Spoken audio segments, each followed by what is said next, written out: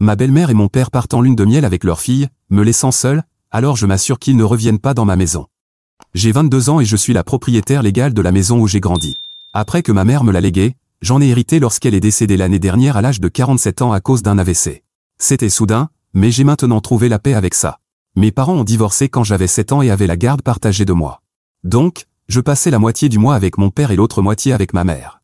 Je dois dire que j'étais plus proche de ma mère parce qu'elle me comprenait, et mon père, qui a 50 ans, était toujours un peu trop occupé pour moi.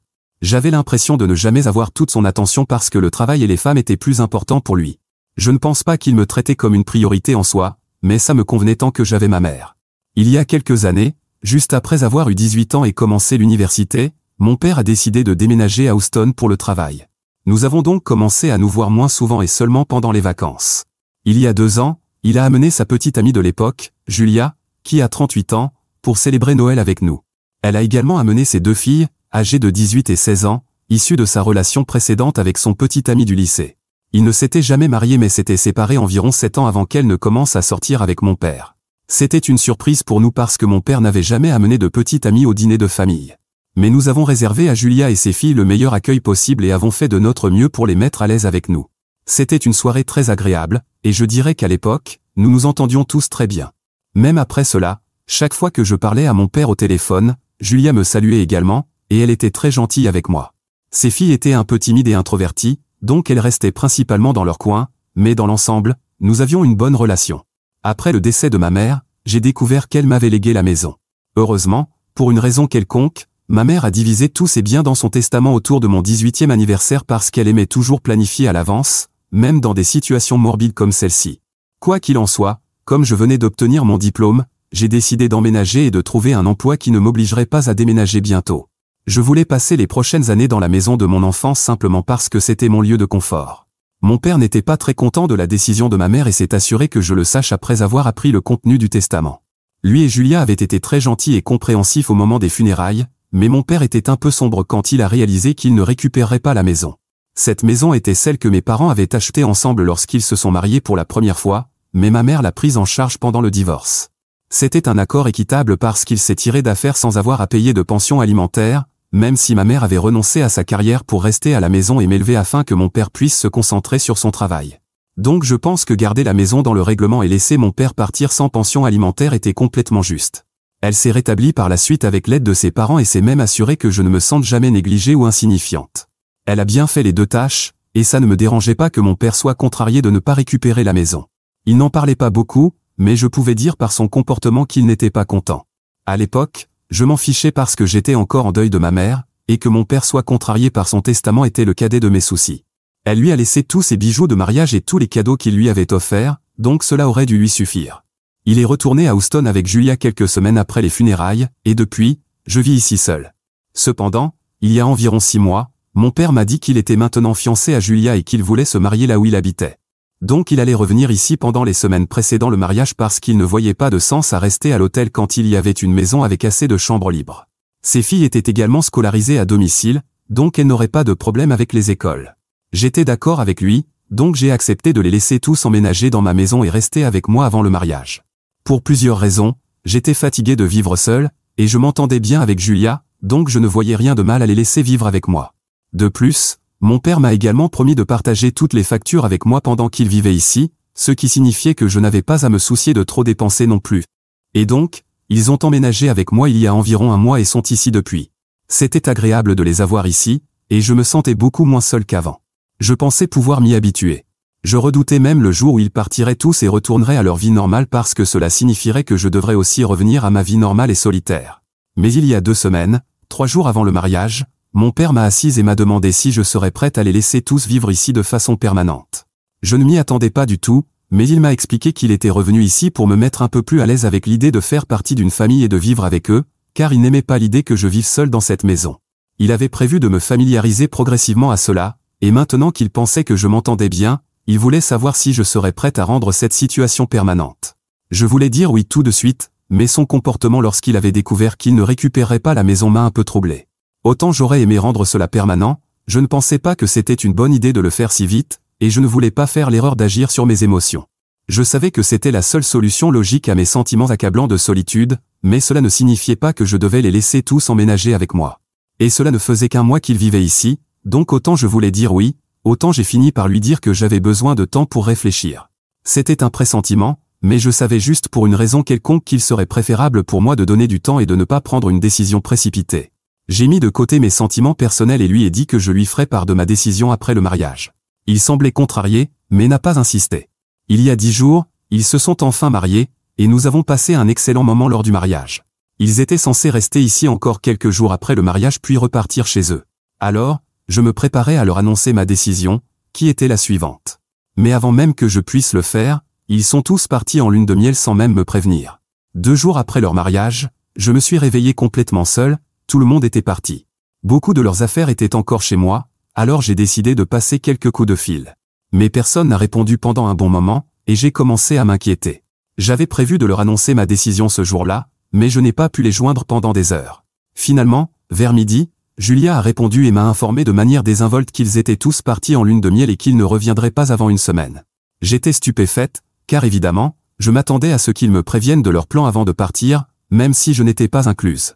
J'étais offensée qu'ils ne m'aient pas demandé, mais je ne voulais pas paraître mesquine. J'ai donc commencé par demander pourquoi personne ne m'avait informé de tout ça, et elle m'a donné une excuse médiocre, disant qu'ils avaient oublié de me le dire, mais qu'il ne fallait pas que je m'inquiète, car ils seraient bientôt de retour. J'ai essayé d'expliquer que ce n'était pas du tout la question, et que mon problème était qu'ils étaient simplement partis sans un mot ou même un au revoir, et que c'était impoli de leur part. J'ai dit que je voulais parler à mon père, mais c'est à ce moment-là que son ton a changé, et elle a dit que mon père était occupé et n'avait pas le temps de me parler. J'ai encore essayé de rester calme et lui ai dit de me prévenir quand il aurait du temps pour que je puisse le contacter directement. Et je l'ai dit poliment, mais elle s'est retournée contre moi et est soudainement passée d'une belle-mère gentille à une personne vraiment mordante et cruelle. Elle m'a dit que mon père serait occupé pour les prochains jours et m'a demandé de ne pas les déranger. Elle a continué en disant qu'il n'y avait pas besoin de réagir de manière aussi hystérique juste parce qu'il m'avait laissé derrière, et elle a ressenti le besoin de me rappeler que je n'étais plus une enfant. Mon père avait maintenant une nouvelle famille, donc je devais l'accepter, et d'ici leur retour, elle voulait que j'arrête de m'inquiéter pour moi-même et que je nettoie la maison pour eux. Je ne sais pas pour qui elle se prenait, mais elle n'allait certainement pas me parler comme ça.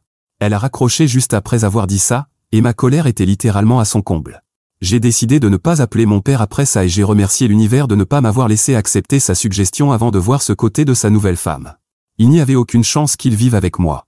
Alors, j'ai personnellement emballé toutes leurs affaires aussi négligemment et mal que possible, les ai entassées dans quelques cartons, et les ai laissés dans le jardin pour qu'ils les trouvent à leur retour. Je ne me souciais pas de ce qui arriverait à ces choses parce qu'elles ne m'appartenaient pas, et elles n'avaient pas leur place dans une maison qui était la mienne non plus. Après cela, j'ai repris ma vie comme d'habitude et essayé de ne pas penser à la trahison que je ressentais à cause de ce que mon père avait fait sans raison valable. Hier, ils sont enfin rentrés de leur lune de miel, et heureusement, j'étais au travail quand ils ont trouvé toutes leurs affaires dans le jardin. J'avais aussi changé les serrures de la porte entre-temps, donc ils n'ont pas pu entrer non plus. Mon père était extrêmement en colère quand il m'a contacté à ce sujet. Il m'a dit que j'agissais comme une enfant gâtée et que je réagissais de manière excessive parce que, selon eux, me laisser à la maison sans prévenir n'était pas quelque chose qui valait la peine de se mettre en colère, et il n'avait rien fait de mal. Je lui ai simplement dit de prendre ses cartons et de partir, et que si je les voyais sur ma propriété à mon retour, j'appellerais la police. Il m'a insulté puis a raccroché, mais je devais retourner travailler et ne pouvais pas perdre mon temps à m'en inquiéter. Quand je suis rentré après le travail, j'ai remarqué qu'ils avaient pris leurs affaires et qu'ils étaient partis, et je pensais que c'était la fin de tout ça. Mais le plus agaçant restait à venir, car vers minuit, mon père m'a appelé et m'a dit que Julia avait quelque chose à me dire. Elle s'est excusée pour la façon dont elle m'avait parlé et a retiré tout ce qu'elle avait dit. Elle aimerait avoir une seconde chance pour se réconcilier avec moi et ne voulait pas être en mauvais termes avec moi pour quelque chose d'aussi insignifiant. Je lui ai dit de se taire et de me laisser tranquille parce que je n'avais pas besoin de ces excuses hypocrites. Je ne suis pas stupide et j'ai compris pourquoi elle voulait soudainement faire semblant d'être une famille heureuse maintenant que je ne les laisserais pas vivre avec moi. Si elle regrettait vraiment ses actions, elle n'aurait pas attendu si longtemps pour réaliser qu'elle avait fait une erreur et elle se serait excusée juste après cet appel téléphonique ce jour-là ou même pendant leurs vacances, peu importe. Je suis sûr que mon père ne le regrette pas non plus, mais quand il a réalisé que je ne les pardonnerais pas, il a choisi de se montrer sentimental avec moi et m'a dit que j'étais sans cœur de ne pas les laisser vivre avec moi. Il a dit qu'il était prêt à partager toutes les factures avec moi si je le laissais emménager à nouveau, mais il voulait vivre dans cette maison parce qu'elle lui rappelait ma mère. Donc, ce serait vraiment égoïste de ma part de les mettre dehors comme ça sans penser aux répercussions que cela pourrait avoir, car il voulait juste revenir pour se sentir plus proche de ma mère, apparemment. Il a même dit que Julia avait juste passé une mauvaise journée ce jour-là et ne pensait pas à ce qu'elle disait, et même ses filles s'ennuyaient de moi, donc il voulait que je les laisse revenir et recommencer ici. Mais je n'allais accepter aucune de ses excuses. J'ai toujours su que mon père avait des vues sur cette maison depuis le divorce, et maintenant qu'il a vu cette facette de Julia, il ne voulait rien risquer. Alors je lui ai dit qu'il pouvait revenir à la maison parce que je ne changerais pas d'avis.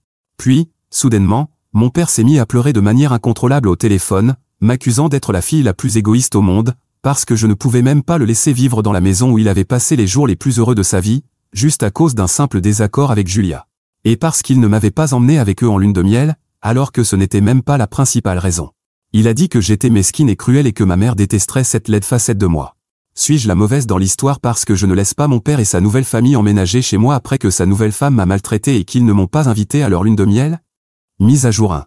Les commentaires sur mon post original n'étaient pas ce à quoi je m'attendais. Cela dit, je ne pense pas que certains d'entre vous devaient être aussi impolis à ce sujet, mais je comprends le point que tout le monde voulait faire passer. Quant à moi, j'ai maintenu ma décision et je n'ai pas laissé mon père revenir parce qu'honnêtement, il ne le mérite tout simplement pas. Il n'a été que désagréable avec moi jusqu'à présent, et je n'ai pas besoin de plus de cela dans ma vie. C'était bien pendant un temps parce que lui et Julia étaient très gentils avec moi au début. Mais une fois que j'ai dit à mon père que j'avais encore besoin de temps pour réfléchir, ils ont commencé à montrer leur vrai visage. Probablement, ils ont perdu patience et pensaient qu'ils pouvaient me pousser à les laisser vivre avec moi, mais malheureusement, je ne suis pas si faible. Je préfère être seul plutôt que de finir par passer mon temps avec les mauvaises personnes. Je n'aurais jamais dû les laisser venir ici, car sa réaction quand il a découvert que l'acte de la maison avait été transféré à moi et non à lui aurait dû suffire à me faire comprendre à quel point les gens peuvent être matérialistes et égoïstes quand il s'agit de ça. Quant à Julia, je suis contente qu'elle ait choisi de se disputer bêtement avec moi et qu'elle ait fini par ruiner les choses pour elle-même à grande échelle. Parce que si elle ne l'avait pas fait, nous serions tous une famille heureuse maintenant. Enfin, j'imagine que nous aurions pu l'être, mais cela n'arrivera jamais parce que je ne tomberai plus dans leur comportement hypocrite. J'étais seul. Ma mère me manquait, et tous mes grands-parents étaient déjà décédés, alors j'avais besoin d'une famille qui serait mon système de soutien. Mais ces gens-là ne sont certainement pas à la hauteur de ce travail, et je suis soulagé de m'en être rendu compte avant qu'il ne soit trop tard. Cela fait quelques jours qu'ils sont partis, mais mon père m'appelle régulièrement et continue de m'envoyer des messages.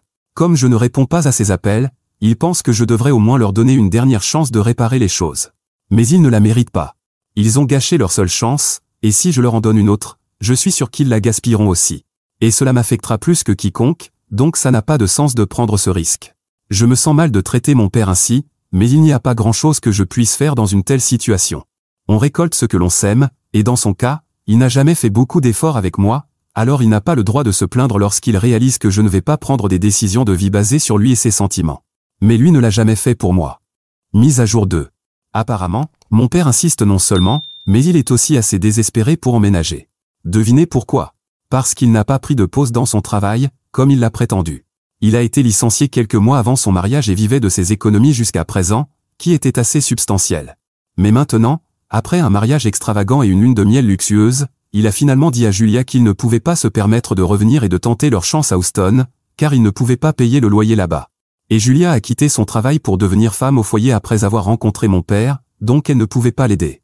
Maintenant, il devait trouver un endroit ici, et mon père a simplement supposé que je les laisserais vivre avec moi. Julia n'en avait aucune idée jusqu'à ce qu'il lui dise la vérité, c'est pourquoi elle n'a même pas pris la peine de s'excuser. J'avais donc raison à son sujet, elle n'a aucun vrai remords pour son comportement. Elle est aussi fausse que possible, mais c'est le genre d'épouse que mon père mérite de toute façon. Aujourd'hui, il m'a contacté et m'a demandé de les laisser emménager pour juste quelques jours, jusqu'à ce qu'ils puissent trouver un emploi décent qui paie assez pour qu'ils puissent déménager. Mais je lui ai dit que je n'allais pas faire ça. Ils avaient été désagréables avec moi, et je n'ai pas besoin de ce genre de négativité autour de moi. C'est un adulte. Il aurait dû savoir que s'il n'avait pas de travail, il n'aurait pas dû organiser un mariage aussi coûteux suivi d'une lune de miel tout aussi somptueuse. Je comprends le besoin de montrer sa richesse, mais cela ne concerne que les gens qui peuvent vraiment se le permettre, pas les hommes avec une femme au foyer et deux belles filles adolescentes. Il était très conscient de ses responsabilités, mais il a choisi de les ignorer, et ce n'est pas ma faute. Et je refuse de me sentir coupable de me mettre en premier. Ils peuvent se débrouiller seuls, car rien de tout cela n'est plus mon problème. Je lui ai envoyé un message en lui disant les mêmes choses que celles mentionnées ici, mais j'ai essayé d'être un peu plus poli que dans ce texte, car je ne voulais pas paraître moqueuse ou quoi que ce soit. Mais il a décidé de le prendre comme une moquerie de ce qui se passe et m'a dit que je devrais souffrir pour ce que je lui faisais. Je ne sais pas quoi répondre à ça, alors je n'ai pas répondu parce qu'à ce stade, peu importe ce que je dis, il trouvera un moyen de faire en sorte que ce soit ma faute et me blâmera pour cela. Alors, il vaut mieux ne rien dire et le laisser se complaire dans sa misère. Ce n'est plus vraiment mon problème. Mise à jour 3. Alors, mon père a décidé de quitter la ville aujourd'hui, mais pourquoi partir sans me rappeler à quel point je suis une fille décevante? Il aurait pu partir discrètement, mais il est ce qu'il est, et il en va de même pour sa femme, donc ils ont choisi de faire tout un spectacle. La dernière fois que je lui ai parlé, c'était il y a environ 3 semaines, mais nous ne nous sommes plus reparlés depuis, et il n'a pas non plus pris la peine de me contacter. Mais aujourd'hui, lui et Julia m'ont tous les deux envoyé des messages pour m'annoncer avec enthousiasme que l'ex-petite amie de Julia avait décidé de financer leur voyage de retour à la maison et allait même les héberger, car il s'était soudain rendu compte qu'il avait aussi besoin de voir ses filles. Julia avait la garde exclusive de ses filles, et son ex payait une pension alimentaire, mais il était toujours un peu trop occupé pour prendre du temps pour ses filles. Il a attendu assez longtemps pour que Julia et mon père règlent leur situation par eux-mêmes, mais quand il a réalisé qu'ils étaient inutiles, il a offert de prendre les choses en main, ce qui est bien pour ses filles, je suppose. Au moins, certains pères finissent par assumer leurs responsabilités, même si c'est trop tard. Ils ne m'ont pas dit tout cela directement, mais je sais que c'est probablement la seule explication possible, car ils ont posté une photo de leur fille il y a quelques heures, avec des autocollants de trèfle à 4 feuilles en légende. Je suis donc assez intelligente pour comprendre quelle pourrait être la véritable histoire derrière l'épiphanie soudaine de l'ex de Julia et pourquoi ils financent leur voyage de retour. Je ne comprends pas exactement pourquoi ils sponsoriseraient tous leurs billets d'avion, mais je pense que la manipulation et l'entêtement de Julia pourraient y être pour quelque chose. Je sais qu'elle a ce genre de comportement, je l'ai vu de mes propres yeux dans le passé. Je ne sais pas exactement ce qui s'est passé, mais je suis soulagé qu'ils partent, et ce sera la dernière fois que je devrai les voir. Je me suis aussi rendu compte de la facilité que j'ai eue en lisant certaines histoires partagées ici par des gens au sujet de leur famille folle. Tu peux être certain que mon père est trop préoccupé par sa réputation pour essayer de me faire du mal de quelque manière que ce soit, car il sait que je n'hésiterai pas à appeler la police. J'ai assez de formation pour savoir comment me défendre, donc il n'y a pas de raison pour que je m'inquiète. Et maintenant qu'ils partent, il y a encore moins de raisons de penser à eux, donc tant mieux pour moi, je suppose. Je me sens encore un peu seul parfois, mais au lieu de m'y attarder, je me tourne maintenant vers mes amis, car je pense que c'est un meilleur chemin à suivre dans ce genre de situation. Je me suis complètement isolé après le décès de ma mère, et je ne me suis même pas rendu compte à quel point j'étais devenu solitaire jusqu'à ce que je lise les commentaires ici. Cela va prendre du temps, mais je vais essayer de tirer le meilleur parti de ma vie maintenant, car j'ai un emploi stable, je gagne un revenu décent, et j'ai ma propre maison, ce qui n'est pas quelque chose que beaucoup de personnes de mon âge ont, et je suis très reconnaissante envers ma mère pour cela. J'ai de bons amis qui tiennent à moi, et honnêtement, qu'est-ce qu'une personne a besoin de plus? Et si je me retrouve à nouveau dans une situation difficile, je reviendrai ici, et je suis sûr que les personnes formidables qui lisent ça m'aideront encore une fois. Mise à jour 4. Aujourd'hui, j'ai reçu un appel inattendu de mon père. Enfin, pas si inattendu que ça, car il essayait de communiquer avec moi par message, sur les réseaux sociaux, et par appel, mais je ne voulais pas lui parler. J'ai finalement répondu parce que j'étais curieuse de savoir pourquoi il insistait autant, et aussi parce que je voulais qu'il arrête de me déranger. Cela faisait plusieurs mois que nous n'avions pas parlé, donc je savais que cela allait être intéressant, pour dire le moins. J'étais surprise d'entendre sa voix après tout ce temps, mais ma surprise s'est transformée en incrédulité quand il m'a dit que Julia avait décidé de se remettre avec son ex, celui-là même qui avait financé leur voyage de retour à la maison. Apparemment, les choses ne s'étaient pas déroulées comme elle l'espérait avec mon père, et elle avait décidé de reprendre sa relation précédente. Mon père était dans un état de choc et de tristesse. Il semblait vraiment désolé pour tout ce qui s'était passé et m'a demandé une chance de se réconcilier et de reconstruire notre relation. Cependant, après tout ce qui s'était passé, je ne pouvais m'empêcher de me sentir indifférente. J'avais traversé trop de stress et de douleur à cause de son comportement et de celui de Julia, et je n'avais plus envie de les laisser revenir dans ma vie. Je lui ai dit que j'étais désolé, mais que j'avais déjà pris ma décision, et que je n'avais pas l'intention de la changer. Même si je pouvais entendre la désespoir dans sa voix, je suis resté ferme dans ma position. Après tout, je ne pouvais pas ignorer toute la souffrance qu'il m'avait causée. Depuis lors, mon père a continué à essayer de me contacter, mais j'ai choisi de bloquer ses appels et ses messages. Je sais que c'est peut-être difficile pour lui, mais je dois prioriser ma propre tranquillité d'esprit et mon bien-être. C'est tout pour l'instant.